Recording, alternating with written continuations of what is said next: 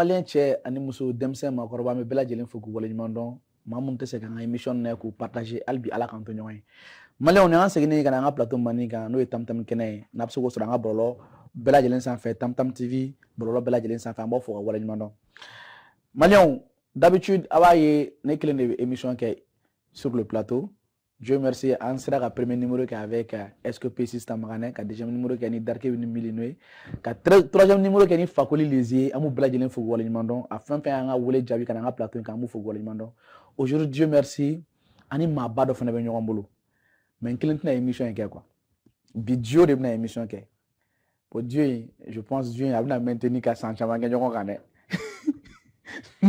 ni cɛ dɔ mana ta ka taa n'a ye kɔni parce que Mali ku problème o de ala bara na dɔrɔn cɛ dɔ bɛna dɔrɔn paf u b'a ta dɔrɔn u bɛ taa n'a ye en tout cas a ye nin kelen to yen fɔlɔ a y'a to a ka san 10 kɛ nin na fɔlɔ n'a ye san 10 kɛ wagati min a bɛ sɔrɔ ka n'a ta quoi en tout cas bi ani maa min bɛna émission in présenter ɲɔgɔn fɛ a tigi tɔgɔ de ko Fatim maa dɔw yɛrɛ tɛ jamana in kɔnɔ Fatim k'a ɲɛ ça va et toi tu vas bien k'a ɲɛ b'i da ko madame Best Koba i ko k'o tɛ minɛ a b'i minɛ est ce que o tɔgɔnin yɛrɛ est ce que n t'o ye tigati nɔrɔ n yɛrɛ la ka ban parce que o ye minɛ o o b'i minɛ madame Best k'a ɲɛ ça va et toi tu vas bien alhamdulillah tu es très bien habillée merci voilà fallait commencer par ça n'i y'a ta sanfɛ fo duguma franchement et puis i bɛ noir de la quoi yɔrɔ ne yɛrɛ ka couleur préférée noir de a banna Koba alors Fatim k'a ɲuman de b'i da kɔnɔ k'a lase an kanubagaw ani maliyɛndenw bɛɛ lajɛlen ma ani yɛrɛ kanubagaw d'accord an bɛ bɛɛ lajɛlen fo mɔgɔ minnu bɛ k'an lajɛ Mali kɔnɔ ani Mali kɔ kan mɔgɔ sɔgɔli bɛ tam-tam TV Jabaranin na mɔgɔ ko tam-tam kɛnɛ parlons vrai k'o de émission ka d'olu ye an ka foli bɛ bɛɛ lajɛlen nin wagati in na ko bɛɛ k'i bisimila bi émission kɔnɔna la Koba exactement Fatim parce que bi émission na mɔgɔ min b'an bolo a bɛ C4 de représenter tiɲɛ don artiste min don a lamɛnnen don a ka sigida la tiɲɛ don non seulement a lamɛnnen don Mali bɛɛ kɔnɔ non seulement encore a lamɛnnen don internationalement parce que n'i y'a ka sɔnw lajɛ n'i wulila ka taa Sénégal ka taa Burkina ka taa Benin ka taa Côte d'Ivoire a kanubaga caman bɛ yen Guinée a ka ca tiɲɛ don Koba donc maa min don bi yani e k'a fɔ Koba n ko ne yɛrɛ de fɛnɛ ye n ka tɔgɔ dilannen kala parce que ne de ko n ko artiste ka ca Mali kɔnɔ artiste Saramani man ca dɛ Koba Saramani man ca dɛ artiste Saramani o man ca jamana in kɔnɔ dɛ alors n'a fɔra ko Saramani aw yɛrɛ hakili bɛ jigin jɔnni na e bɛ se ka dɔnkili la Jasi yo Saramani ne bɛ i deli alors malheureusement sans plus tarder nous sommes avec Jos Saramani Jos kan jumɛn alhamdulillah tu vas bien je vais bien alhamdulillah kɔri baasi t'i la ça va alors maestro fɛnɛ bɛ yan nɔ n'o ye Kone tiɲɛ don Koba n'ale tɛ ko in na a man di o man di dɛ tiɲɛ don maestro t'i donkan d'an ma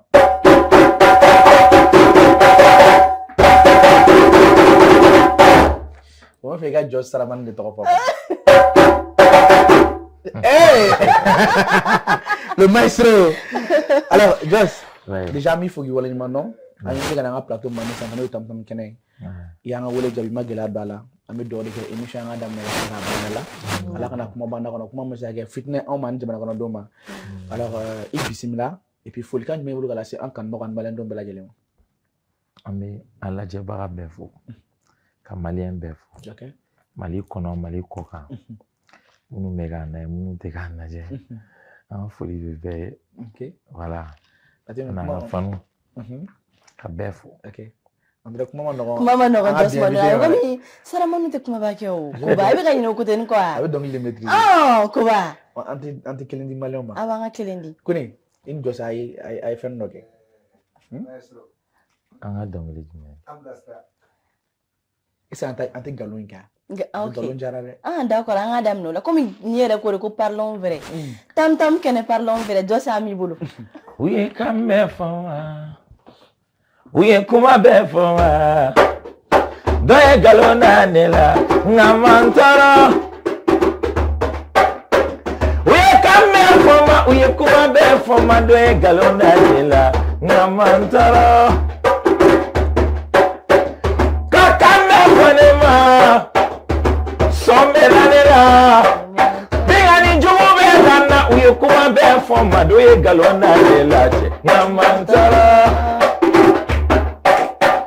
Sanga maifa, mwone kona follow maifa.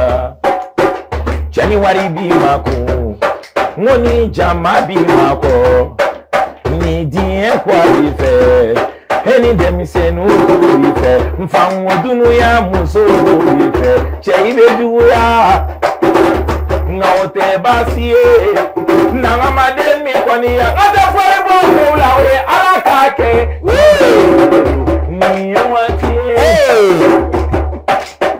ni alasana ma dono bi yana boteni alasana ma ni baby yana bo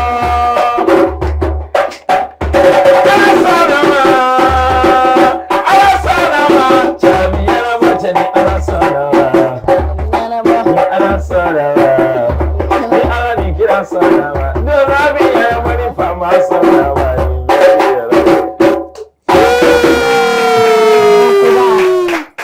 Jara.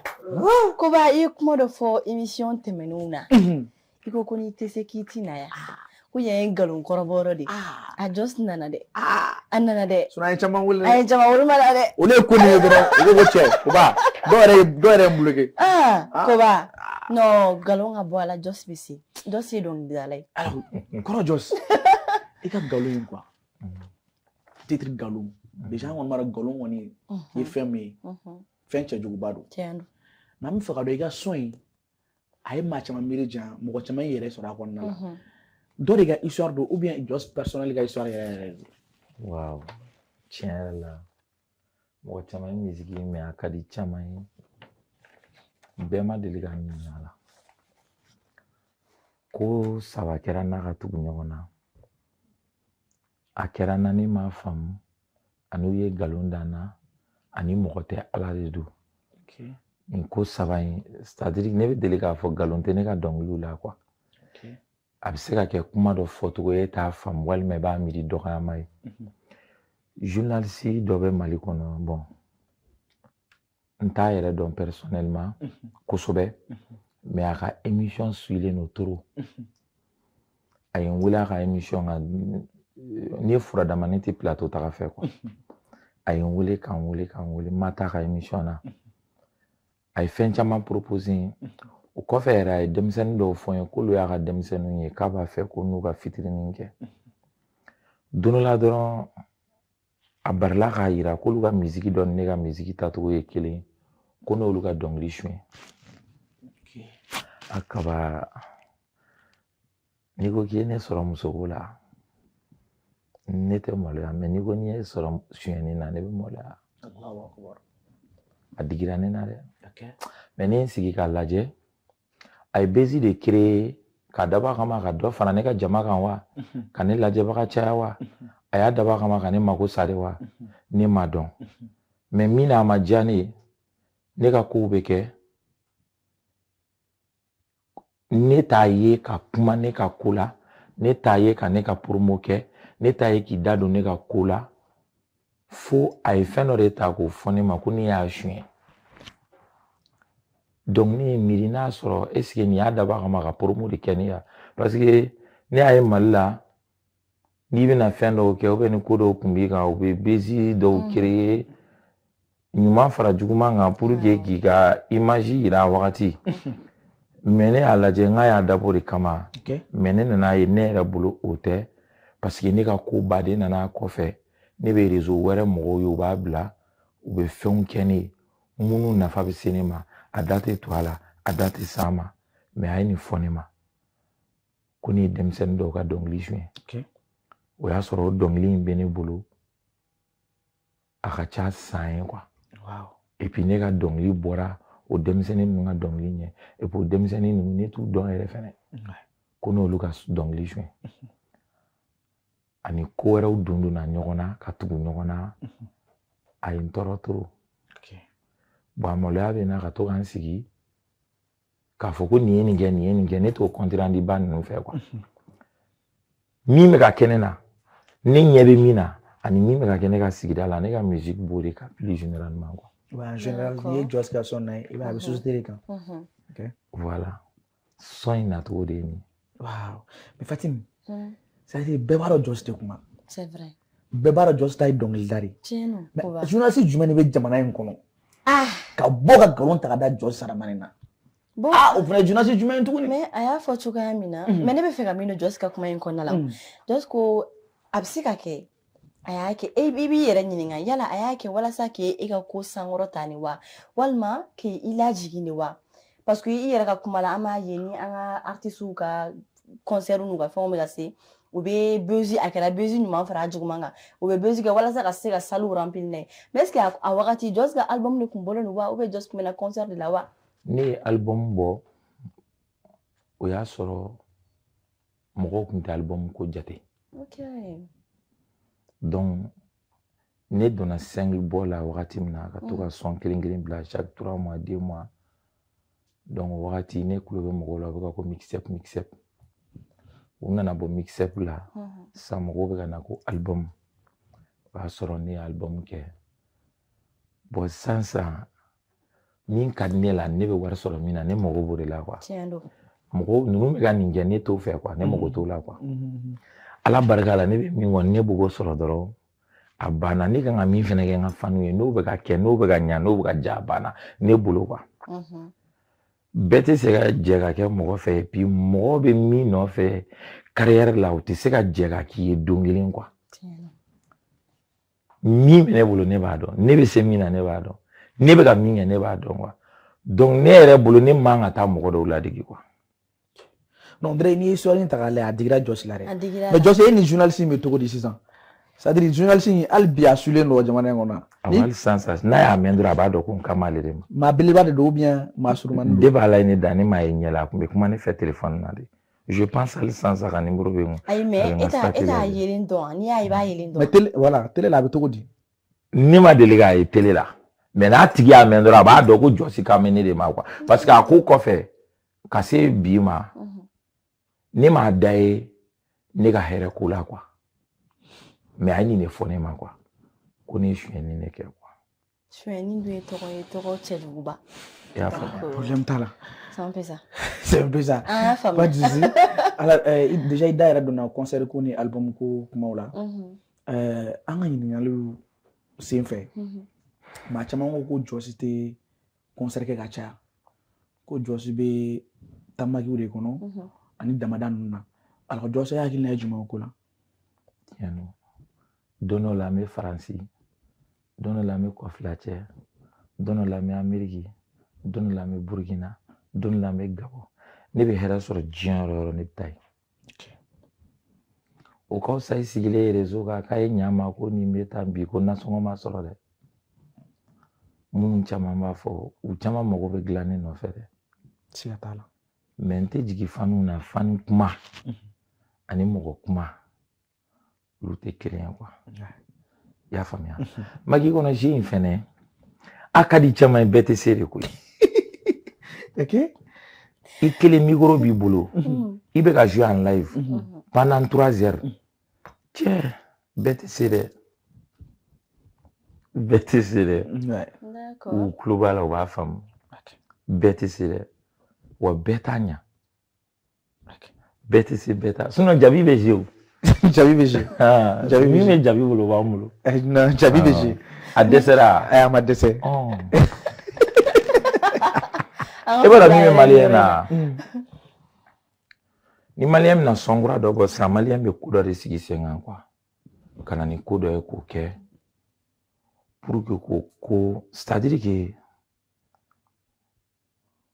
koba ne bɛ na n ka ko la wagati min na quoi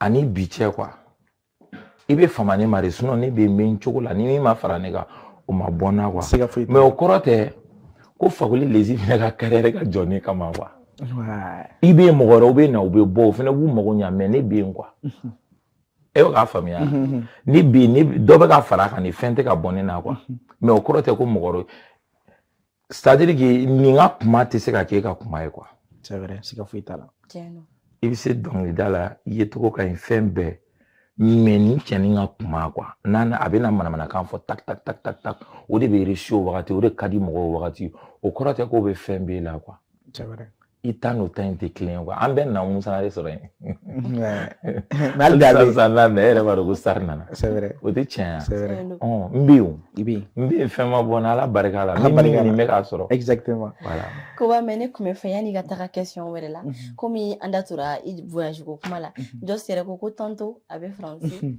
tantôt a bɛ Amérique tantôt a bɛ damadaw la mais Joss o internetiw ka kumaw la an ye question dɔw sɔrɔ avant k'i ka na scène sanfɛ ko yala yanni si je peux me permettre yanni 880 ka taa ni Joss ye faransi o y'a sɔrɔ Joss ka fanu kun bɛ ka Joss demander faransi ka caya Joss kuma se ka taa u ka kuma la yala mun de kun bɛ ka Joss bali tagali la 880 ka émission y'a sɔrɔ mɔgɔ dɔ ka affiche bɛ ne kunkɔrɔ faransi f'a kɛra kɛlɛba ye d'accord f'u ko ni 880 taara ne k'u bɛ ne datugu awɔ affiche bɛ ala ma tunu mais ne tɛ réseau kan ko ba de fɛ quoi wala artiste dɔw bɛ yen hali ni kala karilu ɲina u bɛ bɔ ka caméra ta ne tɛ s'olu la ne bɛ maloya olu la quoi sinon sisan b'a sɔrɔ n y'a bɛɛ fɛngɛ e bɛ k'a faamuya voilà bon ala y'a latigɛ n'olu ka sira de ye quoi d'accord ne m'a fɔ ko n bɛ se ko bɛɛ la dɛ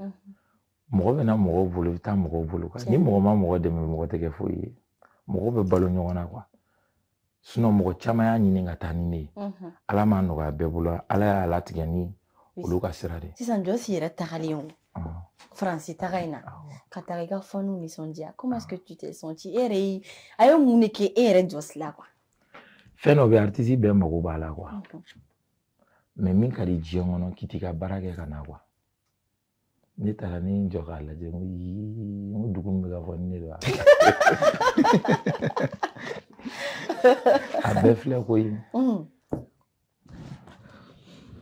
mɔgɔ dɔw ye n ye a diyar'u ye trop ne yɛrɛ content na n ma da la quoi ne tun ma da la n k'a bɛ se ka kɛ mais ala bɛ se ko bɛɛ la quoi donc a kɛra a diyara a réussira mɔgɔw kun ka ca ne mais ne b'a dɔn ni diyara minnu tun b'a fɛ ka ne ye olu nisɔndiyara yɛrɛ yɛrɛ parce que mɔgɔ minnu b'i dɛmɛ ka sɔrɔ caméra tɛ yen mɔgɔ ma bɔ a kalama a ma fɔ réseau kan u bɛ miliyɔn ta k'a d'i ma ka miliyɔn ta k'a don i kungo la k'i dɛmɛ taa nin sira fɛ nin kɛ tan pour que nin ka ɲa e ka hɛrɛ kama kanu tɛ tɛmɛ o kan dɛ o y'olu se ye quoi donc n'o o mɔgɔ sera ta ma ka caya n'o ye olu k'i ye u ka laɲini min ye min ye hali ni olu m'a kɛ olu ye ye o ye fɛnba de ye quoi ok d'accord minnu bɛ taa ne fo ne kanubagaw n'i y'a diyara n ye wariba tɛ dɛ warimuguba tɛ dɛ 50 euros 20 euros ne ye min sɔrɔ la Paris a bɛ 5 millions bɔ foli dɔrɔn wariba tɛ dɛ ni wariba de b'a ko y'a cayara foli misɛnnin nin bila nin kɛ ji ye nin kɛ essence ye c'est que depuis i b'a dɔn ko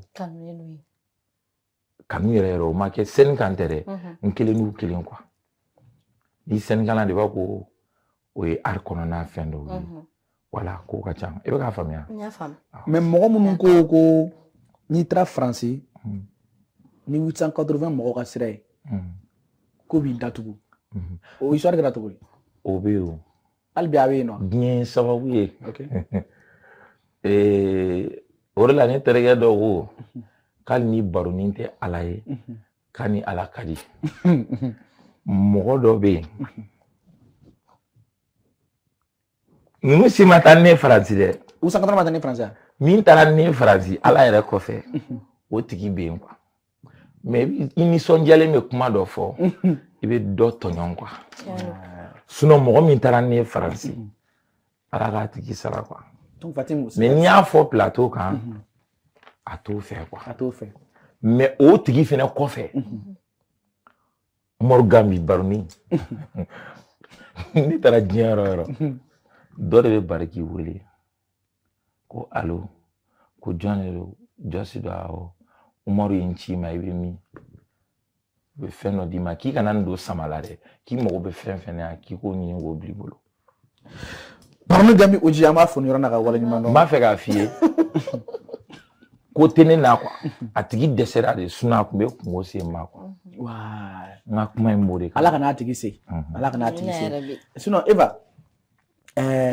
kuma la sisan k'a ladɔnna k'a fɔ mɔgɔ ye ko minnu bɛ k'a fɔ 880 taara ni Jɔsi ye Faransi sigana bɛ kuma la dɛ awɔ u taara ni ye mais ko wɛrɛ bɛ yen ko wɛrɛ bɛ yen ko wɛrɛ bɛ yen awɔ ko wɛrɛ bɛ yen foyi t'a la ko bɛɛ sababu ye olu ko bɛɛ sababu ye ko bɛɛ sababu ye olu mais ko wɛrɛ bɛ yen n ye min f'i ye mɔgɔ nisɔndiyalen n'i ko i bɛ dɔ ka ɲuman fɔ i bɛ dɔ gasi la a bɛ komi e filɛ plateau min kan tam kɛnɛ koba de yelen don Fatumata ye mɔgɔ kura ye mais Jɔn ta ye ni entreprise ye Jɔn yɛrɛ t'a dɔn a tigi bɛ yen c'est-à-dire que Jɔn bɛ kɛ e yɛrɛ dɛmɛ ko ka ca quoi a y'an man ka ɲɛma fo yan dɛ ɲɛma fo dɛ a ye ɲɛma i foli n'o ni yɔrɔ in na monsieur Kulubali kɔni on le respecte an b'a fo fɛnɛ alors kone tɔgɔ yɛrɛ bilaye alors Jos i ye baroni ka min fɔ très rapidement an ka taa an ka rubrique fɔlɔ la an ye waati dɔ la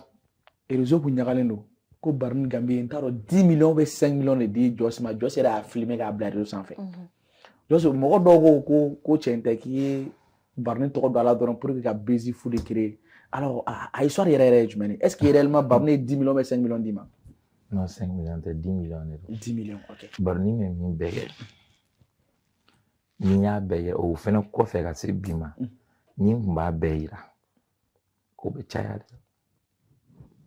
ko ka ca dɛ a ye baden de kɛ mais a y'a yira ne la de quoi Jɔsi n tɛ réseau fɛ quoi o don ni bi cɛ n'a ye min kɛ o b'a ni Ala cɛ quoi i t'a fɔ a ye n t'a fɔ parce que a yira n na k'o de man d'a ye quoi o de kama n t'a yira quoi Fatim ni yɔrɔ in na an b'a fɔ ko ni Jɔsi ka fɛn dɔ di baroni Gambie ma f'a sigiyɔrɔ la bon ne b'a proposer aussi an tɛ Jɔsi an tɛ dɔnkili i ka dɔnkili composer dɔw fɛ min b'i bolo dɛ Jɔsi a créé yan sansan ni ko ne k'a di baroni Gambie ma a di baroni Gambie ma quoi ni ma y'i bonya ni ma dɔn a ye i ma kɛ hɔrɔn ye ni mɔgɔ y'i kanu ni ma dɔn a ye i ma kɛ hɔrɔn ye a ye Umaru fɔ n ye ko ne b'a fɔ ka nin ce Umaru Gambie baro fɔ n ye ka nin ce a ye Umaru fɔ n ye ko ne b'a fɔ ka nin ce Umaru Gambie sara b'a fɔ ka nin ce ni ma y'i bonya ni ma dɔn a ye i ma kɛ hɔrɔn ye ko ni mɔgɔ y'i dɛmɛ ni ma dɔn a ye i ma kɛ hɔrɔn ye i n'a ba cili denkɛ Umaru fɔ n ye ka nin ce Moribo Gambie denkɛ baro fɔ ne ye ka nin ce Kongo taga ni diyara Umaru y'a kɛ n ye bonya b'a barika.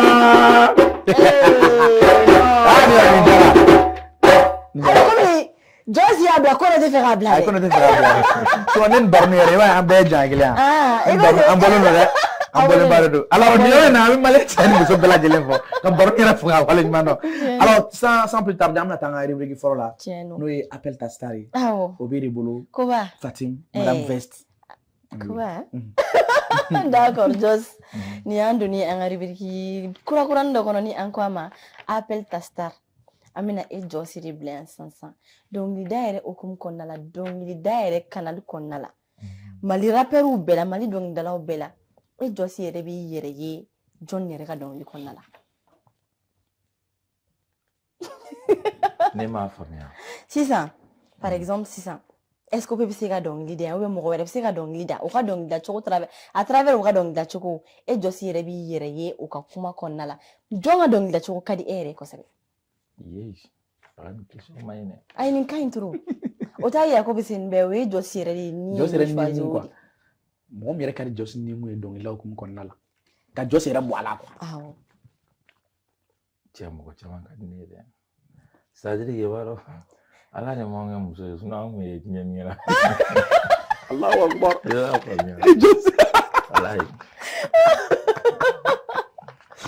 Sisan bon e bɛ se k'i bolo ɲɛsin jɔn yɛrɛ ma sisan parce que an bɛ n'i bila i bɛ n'o tigi wele de fana dɛ awɔ i b'a wele de k'a tigi wele i b'a tigi wele de sisan live la jɔn ka di e yɛrɛ ye Jɔsi cɛ mɔgɔ caman ka di ne ye i n'a fɔ jɔn mɔgɔ caman ka di ne ye e y'a fɔ jɔn e k'u cité tan tel que sisan ne yɛrɛ donna YouTube kɔnɔ sisan i b'a sɔrɔ ne bɛ Fakoli lamɛn, ne bɛ Momo Chogo lamɛn, ne bɛ Aji lamɛn.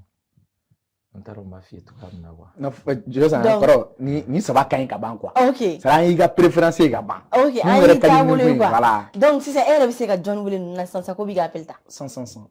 Nin bɛɛ bɛ se ka ne ka appel. Donc e ka kelen wele sisan. Téléphone ta dɔrɔn e ka kelen wele. Ba ka n'a ka Aji de wele. Awɔ, Fatou Jamatigi. Fatou Jamatigi. Han?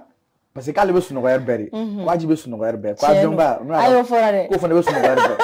Han? Olu tɛ bɔ yan. Ko n'a m'i bolo. Vas-y.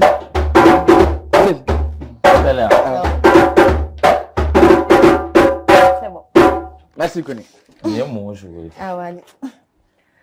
Momo. Oui, allô? Ça va? Ça va, calme-moi. Quand faut être animatrice Fatim Lelo.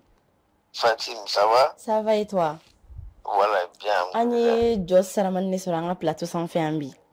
Oh. An ko ka star wele dans les games mɔgɔ min ka dɔnkilidatogo ka d'a ye a ko ko Momo Chogo b'a la donc an ka jɛ k'i wele e yɛrɛ bɛ se ka mun fɔ Joss Saramane ye i bɛ se ka conseil jumɛn d'a ma en tant que frère dans ce game donc bɛɛ lajɛlen ni tulo b'i la yan sisan tam kɛnɛ sanfɛ parlons vrai Momo nkalon foyi t'a la. Bon i b'a dɔn fɔlɔ Buba Joss ɲɔgɔnna dan y'a kelen de o. Non, Joss se mɔgɔ dumanba de ye mɔgɔ ɲɛnama don yɔrɔ adamaden i yɛrɛ de ye quoi. Ok.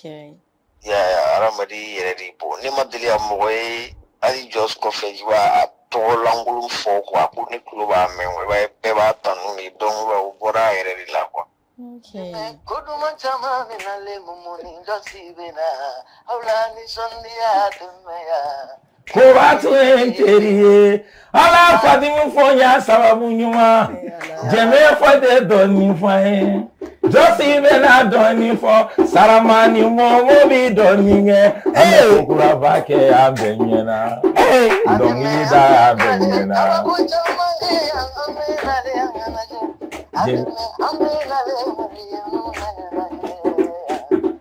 An bɛ nafasi bɔ bɛɛ ɲɛna.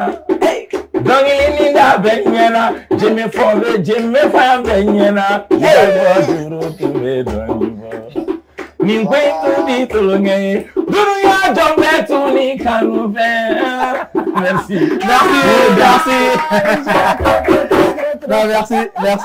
beaucoup. Merci c'est vraiment gentil. A diyara trop. A diyara. Bon ko maliyɛnw k'u sigi yan kɔnɔ Joss o tɛ yan. Exactement. Très bientôt. A bɛn Momo yɛrɛ ka concert ma. Ne ye ko bannen. Inch'Allah. Ayi ne ye ko bannen. Concert bɛ Babemba la n'Ala sɔnna en novembre. D'accord. En novembre. N'Ala sɔnna ma. Alors ko ne do ka taa jɛmɛ fɔ. A banna. Pas de souci. Alors maliyɛnw an bɛna don question kɔnɔ toujours. Alors nin yɔrɔ in na an bɛna kuma Joss ka collaboration kan. C'est vrai. An ye Joss a ye collaboration dɔ kɛ. Collaboration min bɛ to yen san 100 quoi. Tiɲɛ don ko ban. San 1000 quoi. Avec Tante Oumou Sangaré. Chose qui est très rare. Chose qui est très rare. Tante Oumou Sangaré ale yɛrɛ tɛ ye ɲɛ la. Tiɲɛ don. N'i y'a ye Mali la bi sini i b'a ye français i b'a ye continent asiatique dɔ la ou i b'a ye continent américain dɔ la a tɛ sigi quoi. Tiɲɛ don. Joss e ni Tante Oumou Sangaré ka collaboration nana tuguni. Donc i b'a dɔn ne ye kuma dɔ f'i ma Ala bɛ se ko bɛɛ la.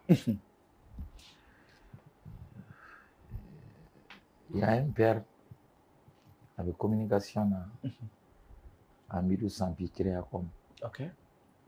Donc ale ye ɲɔgɔn sɔrɔ n ka mɔgɔ dɔ ka jigi a ma n ka kow diyara ye mais a sababu bɔra a yɛrɛ denmuso fitinin na parce que o de tun bɛ télé ta ka ne kala quoi.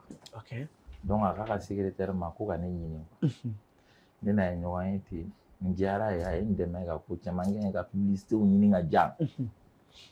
O kɔfɛ don dɔ la dɔrɔn a ko tu te prépares tu vas faire un duo avec Momo. Han? Comme ça. Sinon n tun tɛ sɔrɔ cogo dɔn a la n tun t'a ko dilan cogo dɔn. Hali n bɛ taa studio la don min na n ma essence bɔ n ma studio wari sara Ahmed min y'a dilan n t'a wari da dɔn a kɛra an ye quoi a kɛra an ye donc jaabi yɛrɛ Sampi de ye nin kɛ n y'a Amidou Sampi Créacom. Allahu akbar. D'accord. I bɛ se ka hakili lajigin son in na dɔɔni. Cɛn ko jarabi ma ɲi ko ne ko n ko bana ma ɲi Amola kelemai Kuma be kuma mai Nesira na monkeri Nesira na jarabini Akele na miri mai Ninko intindo Deli enkoro matize Ae fadona Neto amiri lela Kele na miri lela Kole to ayala lela Kele na tamba lela Medeni ni segote Medeni nege ni segote Medeni wele ni segote Nsede jarabi Kone sede jarabi Josi jarabi mai Jarabi mai ala Kaya fo dondola Sangare kono ya fo dondola Ko jarabi mai beni ala jarabi mai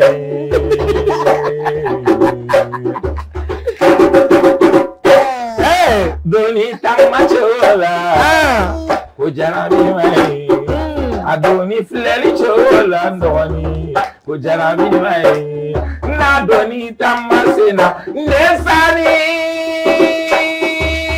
Ko jarabi mai ala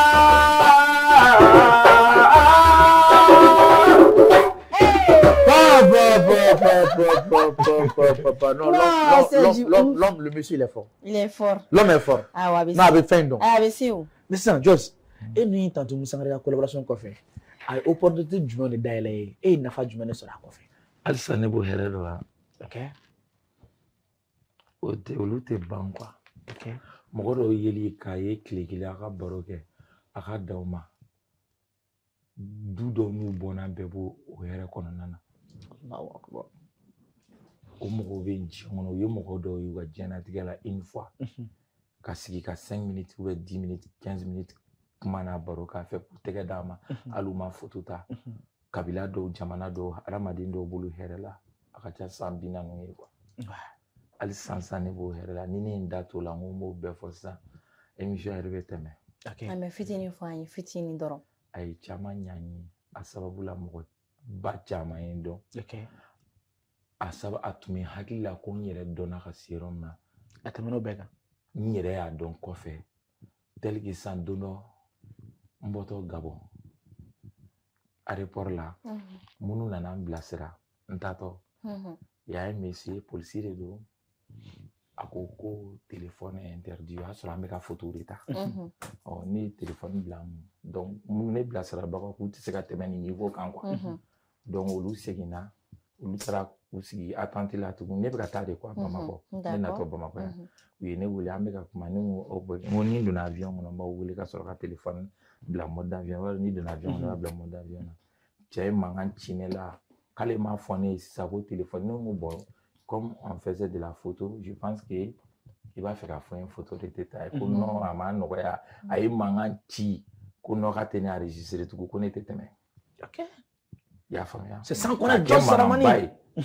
connaître teme donc ne be askay de la ado donc ne tara olu agence mo fi olu nana kana kuma fe amason donc a collègue were de ne wole kani enregistrer kani la teme ne yo ka teme o ka tableau baka ne ka sombe ka ji ay ne mo ne iraira donc abo c'est toi c'est vous asina kani la jamolo yara donc na ne war do ma ile asira kana en plus c'est un ambassadeur il sera clair quoi ne ma fait voir ne la manta fait tout donc ma beklara kana mun yere teni don yere kana photo ni selfie ni fait on kana mo se bunya kata ne la si a jini fait on baisse na dini là il faut dire que donc o fin bail mais est-ce que mon le foin très rapidement tant que sangare kan pour kan abonno kum konnala ça dit arama mo min do abi be fait OK mais ne ba ye akadne mo nyona chama ya girala mo do be sera do be moloya ni na yi nyoye na be sera min ja ba ke abaki en dehors de la même de la musique a dessous kain abi mo fait wa be barakela fait OK bon médaille D'accord. An ka foli bɛ a ye nin yɔrɔ in na f'a sigiyɔrɔ la. Alors Fatim, an bɛna se an ka rubrique filanan ma. Koba ne tun tɛ fɛ an ka dugu kɔnɔ parce que ne yɛrɛ tagara walayi an ɲɛfɔ sa an ɲɛfɔ. Alors en tout cas Joyce Ramani déjà Tam Tam kɛnɛ plateau sanfɛ yan n'a ye invité wele Fatim n'a ka busan bɛ yala sigidaw la. An ka busan gɛrɛnna depuis sisan parce que ma ɲuman foyi mɛn. N'a taara ka sigida la ayi ko an ka busan gɛrɛnna Joyce ne tɛ se ka wuli ka taa i ka sigida la ko ne ma ɲuman min kɛ o bɛ se ka kɛ cogo di Koba. E ma ɲuman mɛn. Mais non. Hali kelen. Ay non. N bɛ fɛn f'i ye. Maa n'i diri jugu ma k'a ka t'i feere. N'a ma sanbaga sɔrɔ i la a b'i juru don ka na. Problème t'a la. O de ye ni mɔgɔ ninnu ma bɛn. Kori n'a jugu ma bɛn dɛ. E n'a jugu de bɛnna. En tout cas sans plus tarder Fatim. Ok a ka k'a la. I taara i ye mun de ye i ye mun mɛn. Koba. I ka impression kɛra jumɛn i ka réaction kɛra jumɛn. Koba je m'attendais pas vraiment ka taga nin kuma ninnu sɔrɔ Joyce kɔ yen quoi. Ok. Moi personnellement ne tun t'a dɔn ko ne bɛ se ka taa nin kuma ninnu parce que Saramaniw ka ko a tun bɛ fɔ cogo min na k'u ka ko ka ca u yaralen don u jamalen don u tɛ gɛrɛ mɔgɔ la. Ne ko n ko tɛ Joyce ye mais ne taara bɛɛ bɛ k'a fɔ ko Joyce jamalen don Koba non mais u k'a kala régime mɔgɔw dɔn ka bɔ bolo. Koba wala anw tɛ se sariya la. Ok. Sekati ka den yɛrɛ n bɛ fɛn kelen f'i ye sisan Bamakɔ musique la mɔgɔ min bɔra Sekati la yɛrɛ souvent on oublie même qu'il y a un star de quoi. Allahu akbar. Wallahi o tɛ plateau kan kuma ye. Ɲininkali kɛ ka ɲɛ quoi. Ok. I bɛ mɔgɔ dɔ communiquer la ko star yɛrɛ c'est rare. Aw ni ɲakuma cɛ ani muso denmisɛn ani maakɔrɔba aw bisimila Tam Tam kɛnɛ sanfɛ ni an ko a ma parlons vrai awɔ bi anw wulila tuguni Fatim n'a ka micro wulila ka se an ka seko ani dɔnko tigilamɔgɔ dɔ ka sigida la ni an kow ma a ye jani ka tɔgɔ fɔ aw ɲɛna n'aw yɛrɛ ye ne Saramani Asiri la bi aw hakili bɛ taa jɔnni na an ka seko ni dɔnko tigilamɔgɔ ka ca nka Saramani o ka dɔgɔ dɛ ayiwa bi an wulila an sera Joyce Saramani ale ka sigida la an bɛna mɔgɔw ɲininka Joyce bɛ cogoya di a n'a ka sigidalamɔgɔw Joyce jaralen de don wa a b'a yɛrɛ fisaya mɔgɔw ma a jamalen don wa a ka ɲi wa a ye tugu an ka taga let's go e yɛrɛ hakilinata ye mun ye Joyce kan ne bɛ fɛ ka min dɔn fɔlɔ est ce que Joyce jaralen don parce que Saramaniw caman yaralen don est ce que Joyce jaralen don wa bon ne kɔni bɛ mun dɔn Joyce ka ko la depuis bi ta a n'an bɛ sigida kelen na Joyce ye mɔgɔ min ye a t'a yɛrɛ fisaya mɔgɔ ma quoi donc ani bɛɛ ka di sigida kɔnɔ ani denmisɛnninw ka di ani mɔgɔkɔrɔbaw ka di quoi tout quoi ma fama a yaralen tɛ a ma bɔ a yɛrɛ ma hali n'a ye mobili kɔnɔ hali n'a ye mɔgɔ ye a b'a jɔ a bɛ mɔgɔ fo quoi. Tiɲɛ na ne b'a dɔn ni min ye n b'a dɔn ni bonya ni makari ani hinɛ parce que a bɛ hinɛ denmisɛnninw na n'i dun bɛ hinɛ denmisɛnnin na dɔrɔn i bɛ avancer de n'i ko ko denmisɛnnin kɔrɔ i k'a ba i k'a fa ne n'a ba jɛra fo ka se u ka bakɔsigi ma a ma tigɛ ɲɔgɔn na nka a ka bonya de bɛ se a n'a ka karama contraire n'a yɛrɛ ye ɲɔgɔn ye o ba kelen kɔni o bɛ ne ni Joyce cɛ o de bɛ ne n'a ɲɔgɔn cɛ depuis Joyce ma dɔnkili da daminɛ denmisɛnnin sɛbɛ don ne bɛ min dɔn a la o ye bonya ni makari ye yala mɔgɔ min da est ce que a b'a yɛrɛ bonya mɔgɔ ma bon n bɛ se ka min fɔ Joyce kan an kɔrɔkɛ de don et puis a bɛ bɛɛ bonya sigida la mɔgɔkɔrɔba fara denmisɛnnin kan muso fara cɛw kan a bɛ bɛɛ bonya voilà an y'o kɔni jateminɛ a la a m'a yɛrɛ bonya mɔgɔ si ma sigida in na yan nɔ. Bon ne bɛ se ka min fɔ ne yɛrɛ artiste i n'a fɔ artiste cogo min na bon bɛɛ y'an dɔn ɲɔgɔn fɛ depuis ne fitinin ne bɛ Joyce de kɔ depuis ne bɛ dɔnkɛ ka na b'o la ka na dɔnkili da an ka tugu ɲɔgɔn kɔ ka na se bi ma san fo san ɲɔgɔn bolo. e mun ye Joyce ne kɔrɔkɛ de ye Joyce e kɔrɔkɛ yɛrɛ ayi dɛ a tun bɛ bɔ an ka kare kɔnɔ de a tun bɛ bɔ ka kare kɔnɔ sisan Joyce bɛ delila ka mun kɛ mun ka di Joyce bɛ mun de kɛ mun ka di e yɛrɛ kosɛbɛ kuma bɛɛ ni Joyce bɛ tɛmɛ an ka kare kɔnɔ ne y'a wele dɔrɔn a b'a jɔ a bɛ wari d'a ma an bɛ taa bɔlɔn san o de ka di aw ye ko muso ka di Joyce Saramani de ko a ye sigida musokurutigɛ ka d'a ye dɛ bon ne kɔrɔ don ne t'o da jogo la ka n'i kɔrɔ kana kɔrɔ i b'a dɔn o jagoya de n'i kɛra sare ye jagoya de don musomaninw bɛ girin nɔfɛ o jagoya quoi bon a tɛ faamu mɔgɔ bɛ girin ka di kan n'i ko k'i yɛrɛ wusa mɔgɔ ma mɔgɔ b'a kɛ yɛrɛ ba ye ka sɔrɔ o tɛ quoi. sisan mais est ce que hali n'aw sigilen bɛ gɛrɛ na Joyce bɛna sigi aw kɛrɛfɛ ka te min ou bien ko ni ninnu ta ka voilà olu y'a ka kow ye mais comme an kɔrɔkɛ de don n'a tɛmɛna peut-être a bɛ se k'i jɔ a bɛ foli kɛ donc kuma dɔ la an bɛ se k'a fɔ kɔrɔ bon te sigilen don ne a bɛ se k'a bolo don a kun a bɛ fɛn dɔ d'an ma wala a b'a fɔ bon a y'a yɛrɛ de ma nin wa te sigi ni nin ye voilà o fana y'a ka ko ye a ko ka di bɛɛ o ko ninnu sira fɛ quoi. Ok, donc voilà, Just bɛ te minɛ a bɛ gɛrɛn sankɔrɔ tan wa. A bɛ gɛrɛn sankɔrɔ kojugu i ma hali n'a bɔra kare kɔnɔ sisan bɛɛ bɛ kule Just saramani. E bɛ se ka a ka ɲumanya jumɛn fɔ an ɲɛna yan sisan sisan min yɛrɛ k'i ka hadamadenya yɛrɛ la. Bon ne tɛ se k'o fɔ k'o ban wa parce que ne accident kɛ fɔlɔ bɛɛ bɔr'o kalama dɔw yɛrɛ ko ne sara a seko n'a damayira bɛɛ k'o la ko fana b'o la bon ne taara kaso la a seko n'a damayira k'o fana la ka bɔ yen ne bɔlen halisa a bɛ ka seko n'a damayira kɛ i b'a dɔn an ma bɔ nugu kelen de kɔnɔ quoi sinon c'est mon frère quoi a ma deli ka ne minɛ fila la quoi ya mais halisa ala k'an bɛɛ sago d'a ma quoi. Just ko ka d'aw ye. A ko ka d'an ye toro. Sisan mais a Just bɛ mun de k'aw ye n'o ka d'aw ye a bɛ to ka mun de kɛ. An ma ye carré kɔnɔ a bɛ to ka wari d'an ma an bɛ taa ballon san. Mais Just ye jumɛn ye aw bɛ ballon tan Just tɔgɔ la. E mun ye mɔgɔkɔrɔba ye e bɛ se ka ladilikan jumɛn di Just ma e bɛ se ka conseil jumɛn d'a ma min bɛ se k'a nafa don n'a nataw la musique yɛrɛ domaine kɔnɔna la. Ne bɛ se ka conseil mun d'a ma a k'a majigin n'a y'a majigin a bɛ avancer n'a y'a baw ye a k'u bonya n'a y'a fa ye a ka dɔ fara o kan baaraɲɔgɔnya kɔnɔ n'a ye mɔgɔ ye a k'a majigin donc a bɛ avancer o la a kana mɔgɔ suru kuma tɛ ka dabɛrɛ bɔ mɔgɔ la ka kɛlɛ kɛ olu man ɲi. Bon ne kɔni bɛ mun fɔ a ɲɛna ari kɔnɔna la a ka hakili to a yɛrɛ la a ma fama parce que dɔnkilida ye fɛn dɔ a ma nɔgɔn quoi ko ka ca quoi a ka courage ta hali bi a ka courage ta talanba de b'a la halisa parce que a concert caman kɛ donc a kobɔ caman kɛ quoi. Ne bɛ se ka min fɔ en tant que frère donc Just kɔni hali bi a ka hakili to a yɛrɛ la a ka hakili to a yɛrɛ la parce que sanga ma nɔgɔ voilà parce que mɔgɔw b'a fɔ ko bon karisa ye sanga sɔrɔ a yadala ou a kɛra tantôt tiɲɛna an m'o ye Just la an bɛ ala deli hali bi a ka continuer tantôt ne ye mɔgɔya ye voilà sariya kana a kana fili a yɛrɛ ma quoi. E bɛ se ka mun fɔ Just ye sisan a k'a fɔ Just de ɲɛ b'i la e bɛ se ka mun fɔ a ye sisan.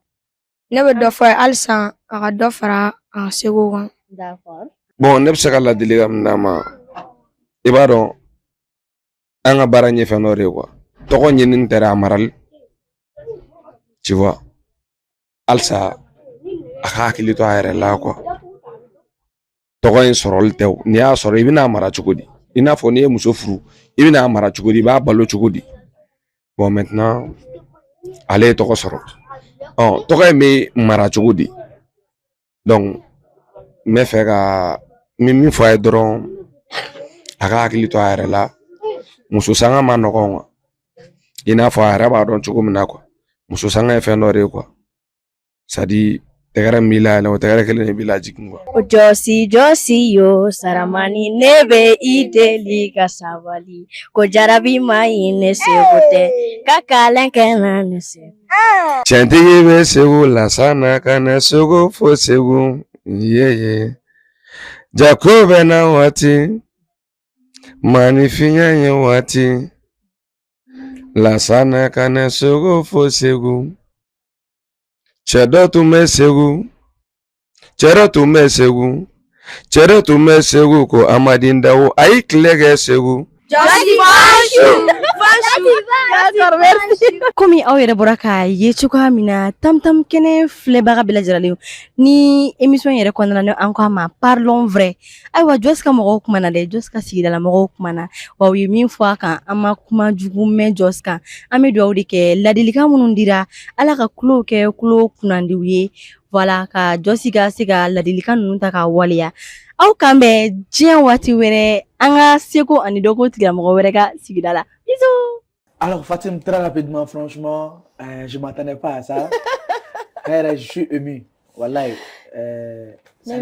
Koba ne bɛ fɛ yani an ka don kuma la an ka Just applaudir parce que il est à applaudir. An ye mɔgɔ caman ka intervention ta a bɛɛ yɛrɛ ma se ka don Imanji kɔnɔna la mais franchement depuis an tagara an ye artiste caman ka yɔrɔw kɛ i b'a sɔrɔ dɔw bɛ hali négativité dɔɔni dɔrɔn fɔ mais Just la an ma négativité mɛn en plus ne yɛrɛ y'a dabɔ a kama denmisɛnnin fitinin n'i ye image ninnu jateminɛ denmisɛnnin fitininw b'a la génération minnu bɛ moyen la olu b'a la a dɔgɔninw b'a la a yɛrɛ génération mɔgɔw b'a la wa mɔgɔkɔrɔbaw fana b'a kɔnɔna la nin bɛɛ lajɛlen ka ɲininka k'olu ma se ka kuma jugu foyi kan c'est que c'est vrai en fait fɛn min bɛ ka fɔ tiɲɛ de don comme n y'a fɔ cogo min na kuma laban kɔnɔ ala ka kulo kɛ kulo kunna di Josma a ka se ka nin baara ninnu ladilikan minnu dira a ka se ka mɛn ka waleya exactement ko n'a mi wele bon heureusement que ne kun e b'a ka busan kɛra heureusement que a ma nin dɛ sinon m'a dɔn Josi yɛrɛ de tun bɛ ne bugɔ exactement alors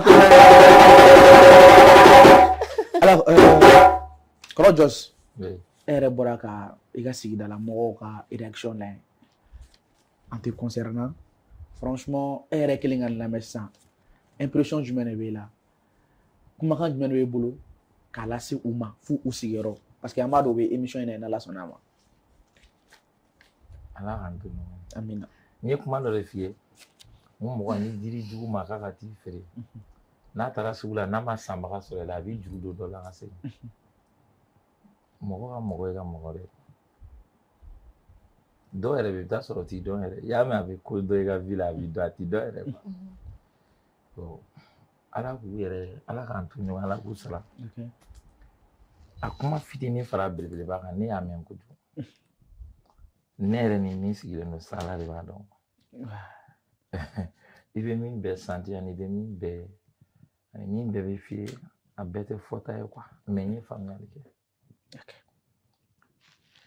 n y'a faamu parce que n'i ye ninnu ka intervention lamɛn tout est positif k'a sɔrɔ mɔgɔw ye nkalon ta ka da Jos la u ye fɛn caman fɔ Jos ma fɛn caman fɛn minnu yɛrɛ i b'i yɛrɛ ɲininka adamaden bɛ se ka nin kuma fɔ i adamaden ɲɔgɔn ma cogo di dɔw ye ko Jos ye jɛgɛ ye ka nkalon jɛgɛw ta ka da Jos la dɔw ye manamanakan caman fɔ kowa non Jos kowa walayi ko dɔw bɛ yen n'olu tɛ sanw bɛ ka duwawu kɛ mɔgɔw ye ala b'a jaabi Allahu akbar wa n'o ka jan kojugu n'o ka jan trop i ye ne ka sɔnkura lamɛn i sɔnkura ya a bilala n ye dɔ bɔ a ma mɛn kosɛbɛ wa n y'o lamɛn sisan Jos t'o dɔn d'a ma n y'o lamɛn j'ai écouté n bolo k'a tun bɛ sɔnkura wɛrɛ de ma ayi sisan Jos k'o dɔɔnin di an ma yan ni ko nin didadi ko tuma dɔ bɛ lɛnu kɛ ka na sigantɔ gɛrɛnin na tuma dɔ bɛ lɛnu kɛ ko tuma dɔ bɛ lɛnu kɛ ko tuma dɔ bɛ lɛnu kɛ wa tun nɔfɛ ko tuma dɔ bɛ lɛnu kɛ ka na sigantɔ gɛrɛnin na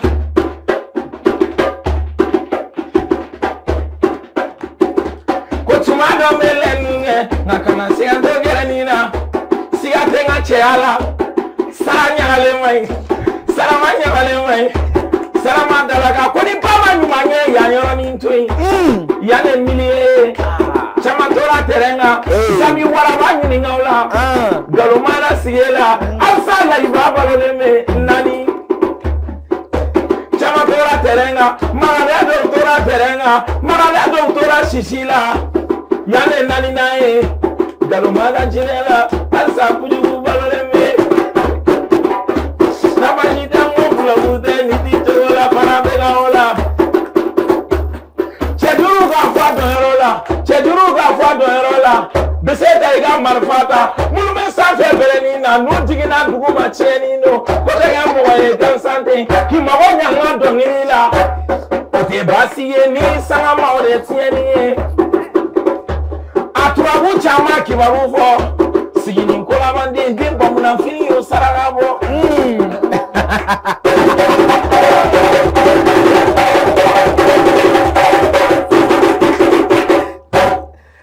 Atim nin kuma y'a yɛrɛ ba maa minnu ye nin kuma ninnu ta ka Jos sɛgɛrɛ walayi n'u b'a dɔn u bɛ ka kojugu min kɛ diɲɛ kɔnɔ u t'a kɛ Jos yɛrɛ bɔra ka réponse claire di sisan nin bɛɛ b'a nin jaabilen o n'o ma kɛ a tɛ n'a ma ɲagami a tɛ ɲɛnabɔ nin bɛɛ b'a jan ne kɔni b'a dɔn ne n'a ka jan trop alors Jos très rapidement conseil jumɛn bolo ka di o mɔgɔ ninnu ma mun bɛ Josi bolo k'a fɔ mɔgɔ ninnu bon n'i kɛra mɔgɔ sugu dɔ ye quoi o diyagoya olu bɛ f'i ma quoi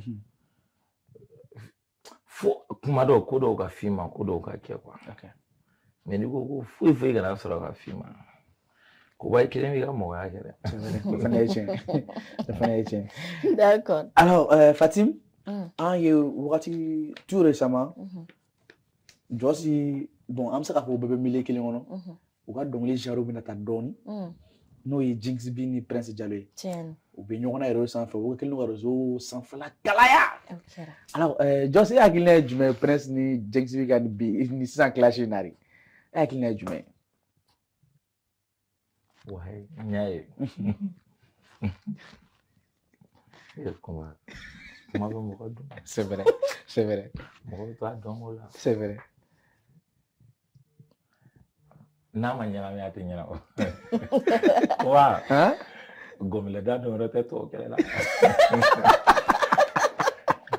e y'a faamuya ok donc a ka ɲagami dɔn a ka ɲagan quoi bon n t'o dɔn mais kuma dɔ la ko dɔ b'a ko dɔ diya quoi kuma dɔ la fɛnɛ ko dɔ man ɲi exactement mais kuma dɔ la ko dɔ bɛ ko dɔ diya mais kuma dɔ la ko dɔ man ɲi voilà kuma dɔ la ko dɔ man ɲi o hukumu kɔnɔna la bɛɛ ko ko Jɔsi tɛ artiste de baiser mais maa caman ko baiser ka di Prince ye trop Jɔsi o kuma ye tiɲɛ n tɛ fɛn b'a dɔn Prince ka diɲɛnatigɛ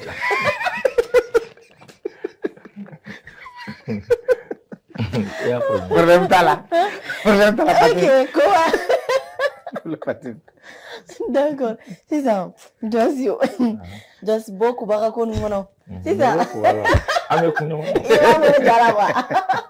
d'accord Jɔsi ne bɛ fɛ k'e bila ko dɔ de la yan Jɔsi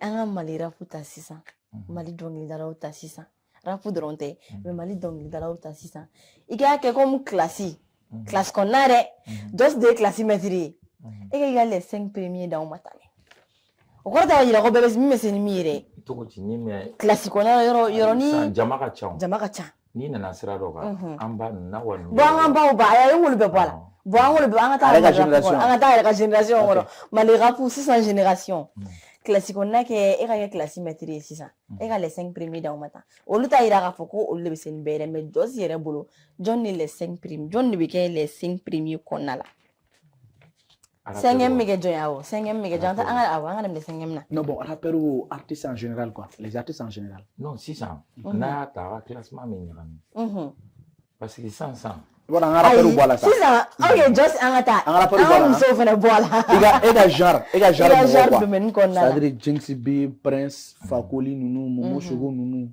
n'i y'a fɔ k'i ka classement kɛ a bɛ jɔn de bila sanfɛ ka jɔn bila duguma an bɛ jɔn kɛ 5e ye fɔlɔ bɛɛ bɛ se ko ye ayi sisan e yɛrɛ mɔgɔ tɛ ne lamɛn n bɛna fɛn dɔ f'i ye i bɛ sɔrɔ ka segin ka question jaabi e bɛ ka mɔgɔ minnu fɔ sisan nin bɛɛ bɛ se ko ye mais différence fila de b'an cɛ dɔw bɛ olu ka teli trop olu b'a na quoi an yɛrɛ dama b'o dɔn karisa ka teli trop o mɔgɔw bɛ yen quoi dɔw bɛ yen olu fana ka teli mais kuma ɲɛnama t'u da quoi dɔw bɛ yen o fana bɛ fama mais n'a nana i b'a dɔn k'a nana donc ninnu classement de ye classement ye i ma u bɛ trophée ni fɛn dɔw di mɔgɔw ma mais a ma ɲi ne da n'i kumana fɔ ko i komi fɛn ma d'e ma sinon ni trophée sera vote ma o y'an nalen jago sira kan donc an bɛ réalité min kɔ an t'o ye quoi ni trophée sera i ka sɔrɔta ma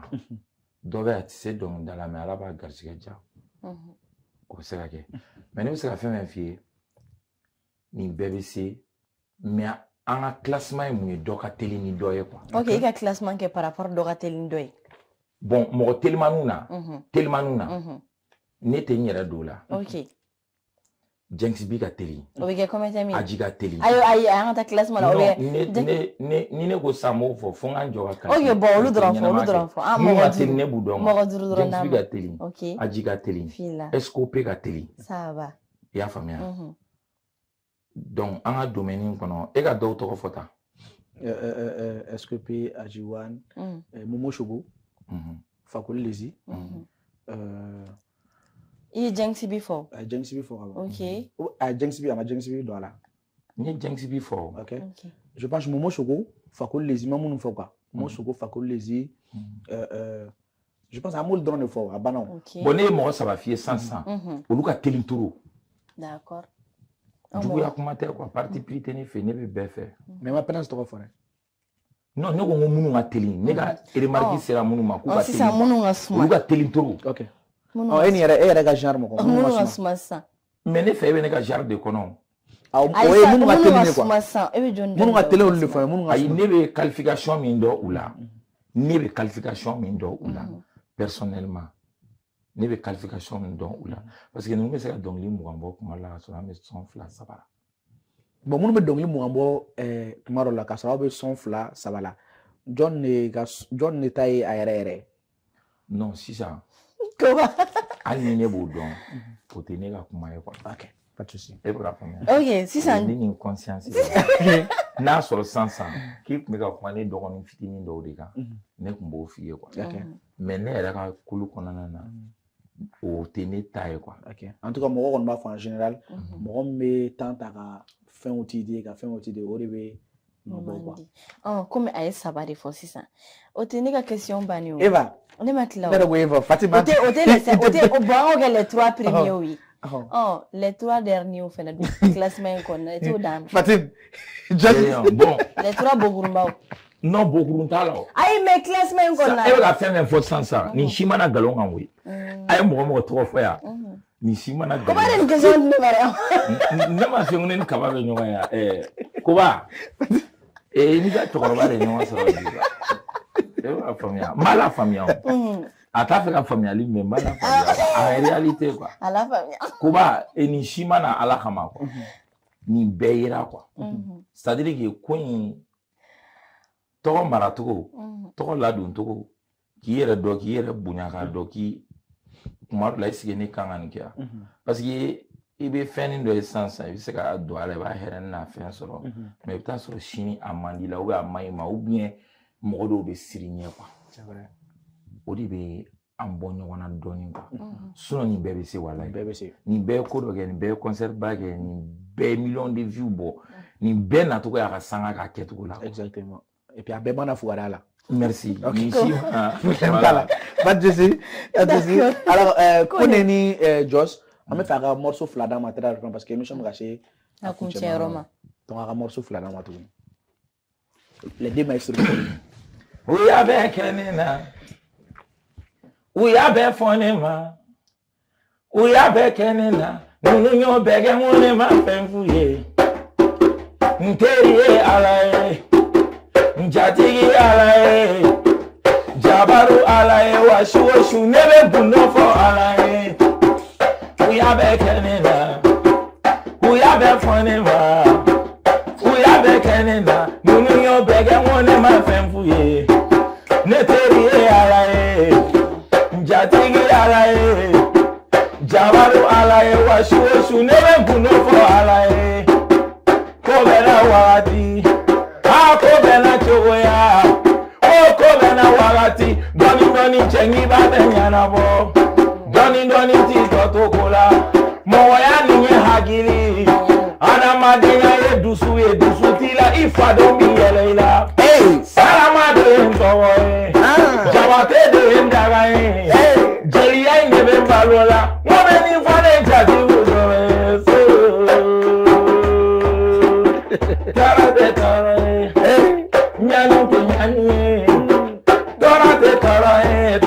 Tara koma mi noni Kameta komini Kameta jamini Kameta komini Kameta komi kamera jamini Kobena wagati Kobena chogoya Kobena wagati Doni chengi mabenyana bo Bara de dinye Sabali de dinye Kagili de dinye Ibe se dola ngango bibafu Jagide Neni fofana kumana Neni wumini kumana Ka ala to sabe duga do binyini Jubu ya biye tiendo Ne jubu ya tise dagana Manifinde iyere Ibe se dola nga wumi sabali Tarate tarae Nyane nyani Tarate tarae Komani noni Dolu e kere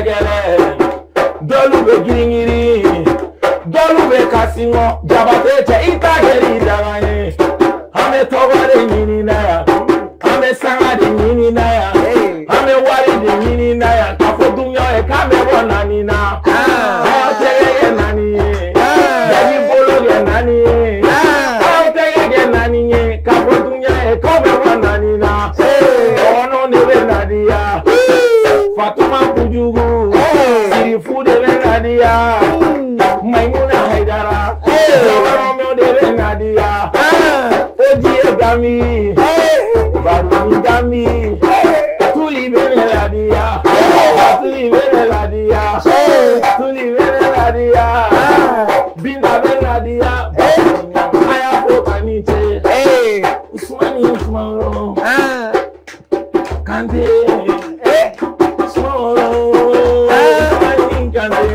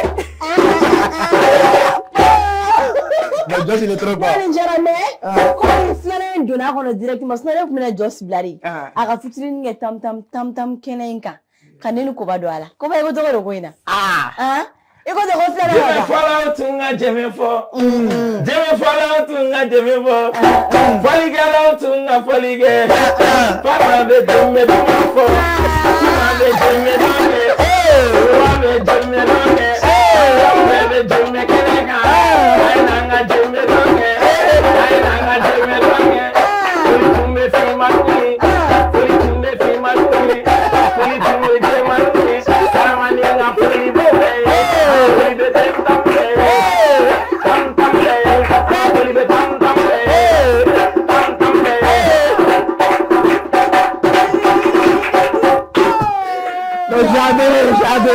J'adore. Patrick, non, j'ai été bluffé.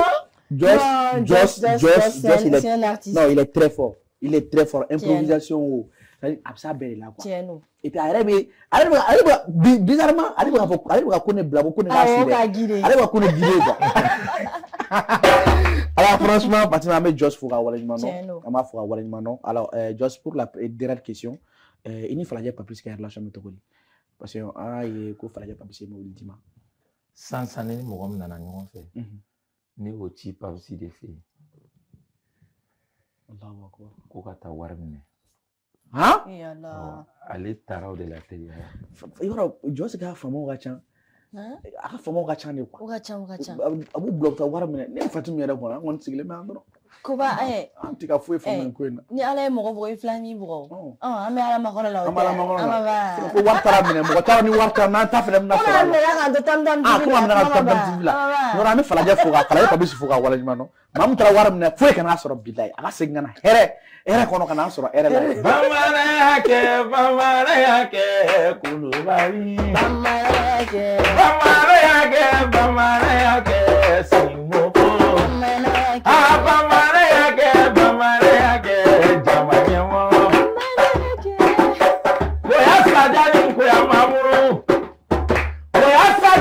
koya mamuru tukwa mamuru ni jawanere kulubari masauni muriba kulubari masauni ndigo nyamuru ni baramanguru afara bida mamari kulubari la tune boseru kana ke mobility e bamawa fola ani fali de fala de pabisi bariga ko wanti ni samu dambe fala de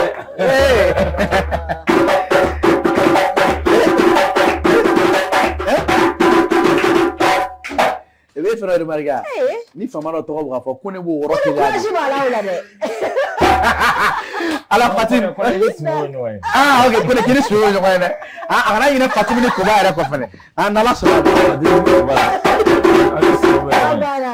i y'a kuma dɔ fɔ i ka segu kan parce que i ye jɛmɛ don o kɔrɔ i jɔ kana jɛmɛ don o kɔrɔ fɔlɔ i jɔ a ye kuma dɔ fɔ aw ni Simon ye ɲɔgɔn ye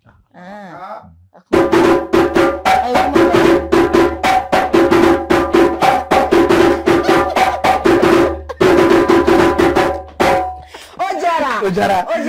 Alors, Joss Ramani, franchement, il faut que vous voyez maintenant. On voulait que nous ayons jabi. Il n'a pas kuneke jambo. Et puis, à déplacer là, on a fou. On a qu'elle a fou dans la. Alors, Joss, franchement, faut les calmer. Je me boulot sur le plateau. Car là, c'est ikan moro en malendo belajilema. Allah malibasi. Allah malibasi. Allah malibasi. Allah malibasi. Jamana be. No jɔrɔ de sera n'o jɔrɔ de sera parce que fɛn dɔ b'an na an t'an ka hɛrɛ dɔn caman na fo n'a tiɲɛna an bɛ sɔrɔ k'a fɔ ala nana kɛ tan bon kare kɔnɔ kuma fu ani baro lankolon ani an bɛ min don ɲɔgɔn la i jɔn ka taa ko ɲɛɲini i jɔn ka taa ɲɛɲini maliyɛn bɛ to de la f'a b'a a bolo su a yɛrɛ ɲɛna ka sɔrɔ ka nimisa gɛlɛya bɛ diɲɛ fan bɛɛ fɛ c'est vrai ni gɛlɛya nana n'an y'a hakili to ɲɔgɔn na ka ɲɔgɔn minɛ a ka ca ala fɛ a bɛ tɛmɛ maintenant n k'an t'a kun taayɔrɔ kɔni t'an na taayɔrɔ kɔni t'an na dɛ a y'an ja a ye maliyɛnw de maliyɛn mara man di diɲɛ yɔrɔ bɛɛ dɛ n'i ye mɔgɔ maratɔ yɔrɔ dɔ la kosɛbɛ fo n'a sɔrɔ i bɛ wari sɔrɔ yen c'est vrai sinon a ma nɔgɔn dɛ ala k'an ka jamana basi ala ka dɔw minɛ alors Fatim folikan jumɛn b'i bolo ka lase an kanubagaw bɛɛ lajɛlen ma Madame Vest i k'i kanubagaw fɔ wale ɲuman dɔn parce que tɔgɔ kura de ko Madame Vest ko ba fɛn min tɛ Vest wɛrɛ don ka se e ka plateau in kan e bɛ se ka Madame Vest fɔ tam tam na ko ne tɛ sɔn jɛmɛ yɛrɛ tɛ sɔn o ma Madame Vest